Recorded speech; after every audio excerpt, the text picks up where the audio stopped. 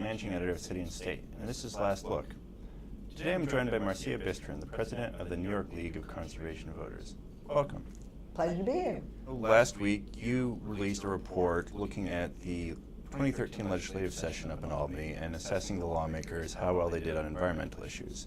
And collectively they earned a B- this year. Why a B-?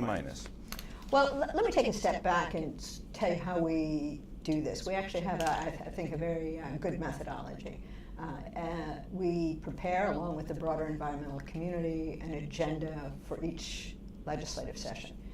And those agendas are put on every legislator's desk the first day of the session.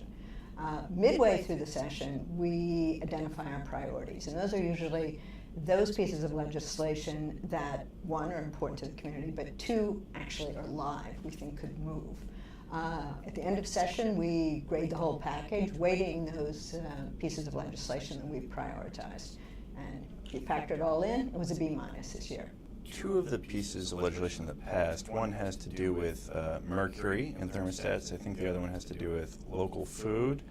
Maybe you could tell us a little bit about those? Sure. Well, there were three pieces of legislation we prioritized. The first was a take-back system for mercury, which is critical because of the consequences of mercury getting into the atmosphere.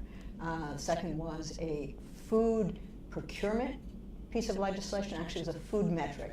Before you can encourage procurement of local food, you have to know what the state is currently procuring, so that required that. Both of those pieces of legislation moved and are wending their way to the governor's desk. The third was the solar bill, which did not move.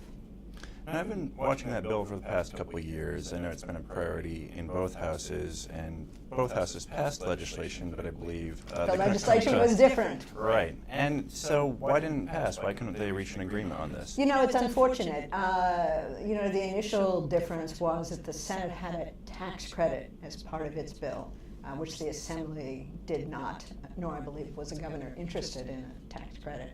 At the end of the day, they tried to find a compromise, urging the Assembly to pass an LNG bill. If the Assembly had done that, then they would have dropped their tax credit request, but they couldn't get it together, so the legislation didn't move. And LNG, what is that? It's natural gas, and one of the issues, the reason this has sort of been on the agenda now for several years is New York State is the only state that does not have regulation for siting LNG facilities. Why is that important? It's important because the major fleets, UPS, FedExpress, and so forth, are now moving to natural gas because it's cheaper. People have been urging it for a long time now. It's cheaper, but the problem is fueling stations. There are no fueling stations in New York. This would have allowed for that.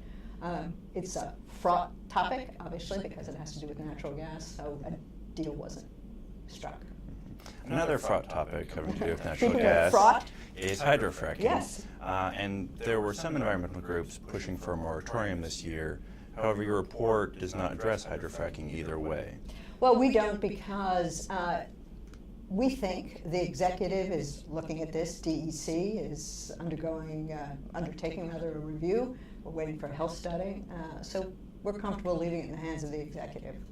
It has been stalled for a few years now, though. Are you optimistic that there will be some sort of decision coming from the Cuomo administration? I'm hopeful there will be a decision, although I, frankly, am not wildly optimistic it will happen before 2014.